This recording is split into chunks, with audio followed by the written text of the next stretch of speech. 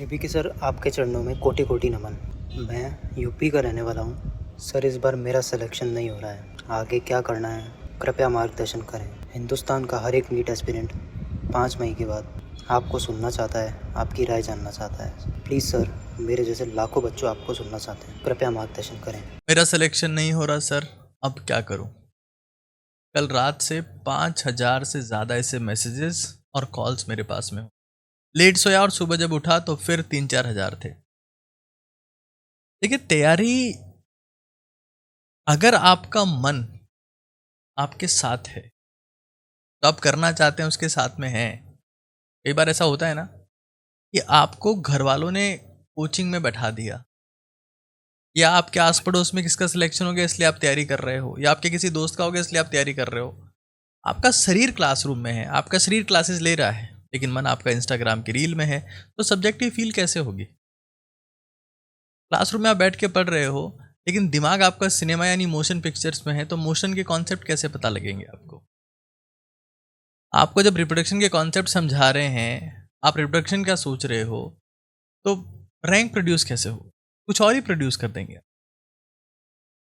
ये रबर है, पता है क्या होता है?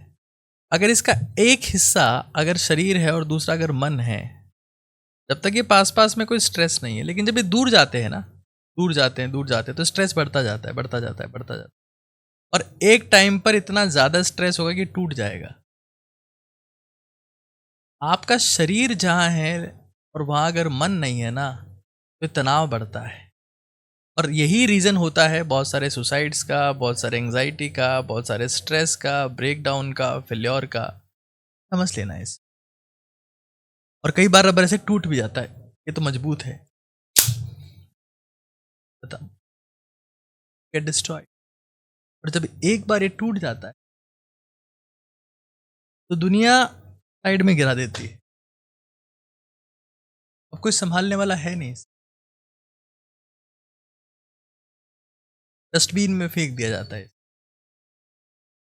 आप आपने प्रयास किया, लेकिन मन से नहीं किया। मन से मतलब दिल से, तनाव में रहते हुए अगर आपने तैयारी की तो आप टूट गए। और अब दुनिया आपके ऊपर ध्यान नहीं दे रही है, आपको लग रहा है कि अटेंशन तो सारा उनको मिल रहा है जिनका सिलेक्शन हो गया, मैं तो कोई पूछ नहीं। तो अगर आपको लगता है कि आप तन और मन से हर चीज से डिस्कनेक्ट होते हुए संन्यास लेने को तैयार हो, मैं संन्यास के ऊपर कई सेशंस ले चुका हूं, डिस्क्रिप्शन में मैं उसका लिंक भी डाल दूंगा, तो समझ लेना पड़ेगा कि उसके बिना कुछ हो नहीं पाएगा। न जाने आजकल जिस तरीके से फेक स्टूडेंट्स हो गए ना, जो कोर्स ज्वाइन कर लेते हैं और पढ़ते नहीं है, वैसे कई बहुत सारे टीचर्स भी ऐसे हो गए हैं जो स्क्रीन पर कुछ और हैं, पीछे कुछ और हैं।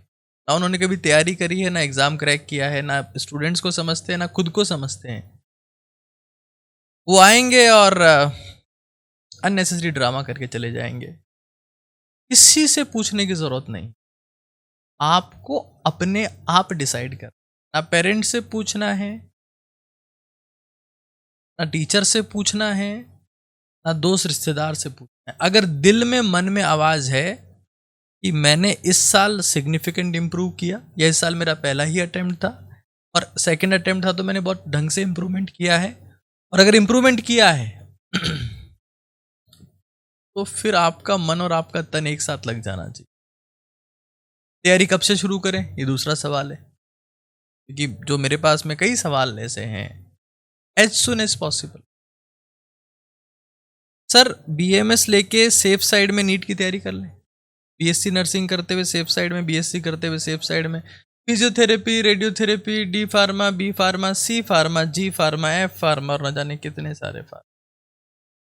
एक कर्मा पे ध्यान दो कि मुझे करना है। डरपोक लोग अक्सर दो रास्ते चुनते हैं। अगर आपको लगता है कि आप में मेहनत करने की औकात है, क्योंकि औकात इंसान की खुद की होती है, कोई इसे दे नहीं सकता उधार। औकात उधार नहीं मिलती, ना मार्केट में मिलती है।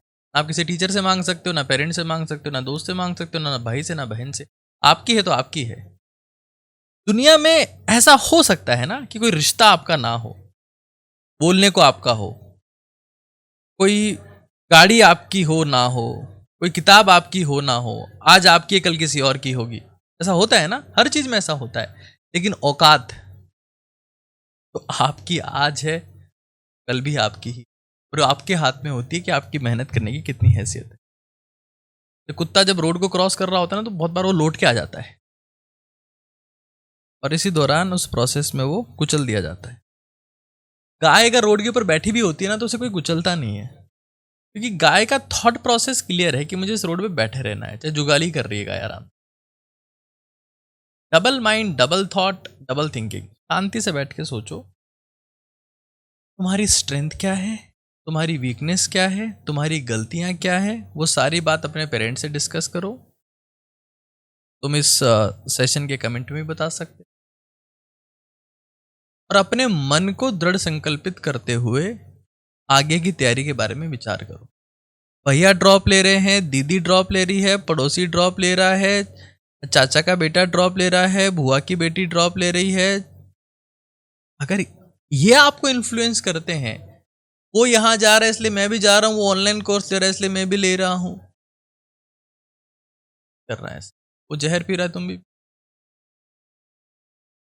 खुद के हालात देखो, तुम समझदार हो। जो लोग देश को चुन सकते हैं, देश की सत्ता को चुन सकते हैं, उनको खुद का तो पता होगा।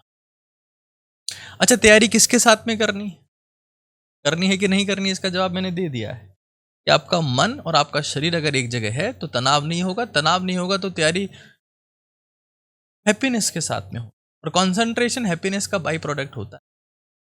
तो कंसंट्रेशन होगा, एकाग्रता होगी, एकाग्रता होगी तन्मयता होगी, एकाग्रता तन्मयता होगी, तो गोल लक्ष्य का भेदन बहुत आसान हो जाता है। अर्जुन बनना आसान है।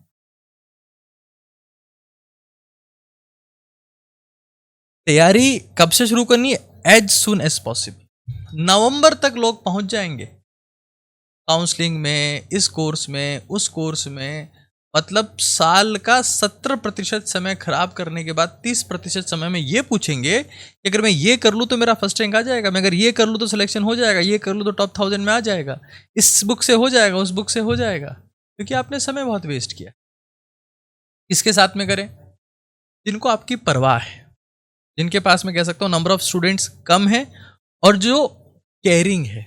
मैंने कहूँगा हमारे साथ कोई भी टीचर अगर आपको लगता है कि ये हमारे लिए केयरिंग हो सकता है, ये हमसे साल भर कनेक्टेड रहेगा, ये हमसे बात करेगा, ये मैं आखिर तक नहीं छोड़ेगा, और जिन टीचर्स को एक्सपीरियंस है, कैमरे के जमाने में, डिजिटल बोर्ड के जमाने में हर कोई कैमरे के सामने खड़ा होकर अपने आप को अध्यापक समझता है, टीचर समझता है। लेकिन टीचर वो हैं जो साल भर जो पढ़ाते हैं, वो इतना पढ़ाते हैं कि 10 साल आप कोई सा भी एग्जाम दो तो क्रैक हो जाए। मैं टीचर की परिभाषा बता रहा हूं। और टीचर वो है जो आखिर के 2 घंटे में, 5 घंटे में पढ़ाए और वो एग्जाम में एज इट इज दिख जाए। एक्सपीरियंस से ये हो पाता है। मैंने मान लो केमिस्ट्री का सेशन लिया, शायद ही कोई ऐसा सवाल होगा जो उसके बाहर का होगा। पूरी केमिस्ट्री आखिरी बार मित्तल सर ने आपके सेशंस लिए, उनसे बाहर कुछ आया? ये एक्सपीरियंस है। इन लोगों ने खुद ने एग्जाम क्रैक किया है, 12-12 साल से ऑफलाइन में पढ़ा रहे हैं, ऑनलाइन में पढ़ा रहे हैं, उसके दम पर एग्जाम क्रैक होता है। तो हमें ये समझ लेना है कि आप अगर एक्सपीरियंस्ड लोगों के साथ में, एजे सर मतलब फिजिक्स में उस बंदे ने स्लाइड निकाल के बता दिया कि भाई यहाँ से मैंने पढ़ाया, वहाँ से ये क्वेश्चंस कंटेंट आया है। तो अब मैं तो अपने लोगों की ही मार्केटिंग करूंगा, क्योंकि हम तो एडवर्टाइजमेंट चलाते भी नहीं है, कुछ और करते भी नहीं है। हमारा जो कुछ है वो आपके भरोसे है।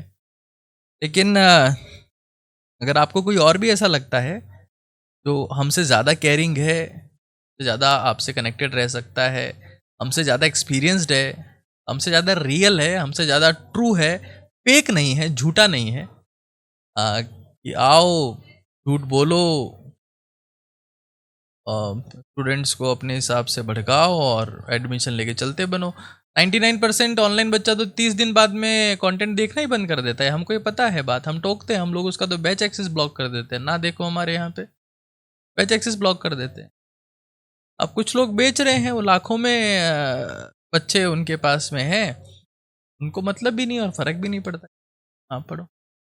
कहीं अगर फर्क पड़ता है, भाई जिनको फर्क पड़ेगा उनके साथ तैयारी करने से आपको फर्क पड़ेगा। तो मन और शरीर को एक जगह इकट्ठा करो, वरना तनाव में रहोगे। एक क्लियर थिंकिंग बनाओ, आज लिखो ये कि तुम्हारी स्ट्रेंथ क्या है, तुम्हारी वीकनेस क्या है, तुम्हारी 5 गलतियां क्या है जो तुमने साल भर में की, और तुम्हें अब किसके साथ में तैयारी करनी है ये भी डिफाइन करो, क्योंकि आजकल बहुत सारे ऑप्शंस आपके पास में हैं। अच्छा, उससे बड़ी बात क्या कि नीट काका जी पर जितने लोग अभी ऑनलाइन आपको दिखते हैं वो सब लोग अजमेर में ऑफलाइन पढ़ाते हैं।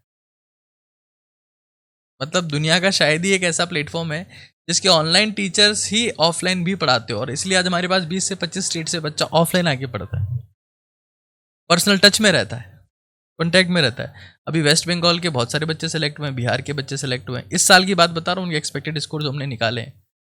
नोएडा के बच्चे हमारे पास पढ़ रहे थे, वो सेलेक्ट हुए हैं, एमपी के सेलेक्ट हुए, और 2011 में मेरा खुद का सिलेक्शन हुआ। मेरा तो सिर्फ यही कहना है कि भाई एक थिंकिंग प्रोसेस में आओ, एडवाइस लेनी नहीं होती है, इसके ऊपर मंथन करना होता है खुद को। मंथन करने पर ही जिंदगी का असली अमृत निकलता है।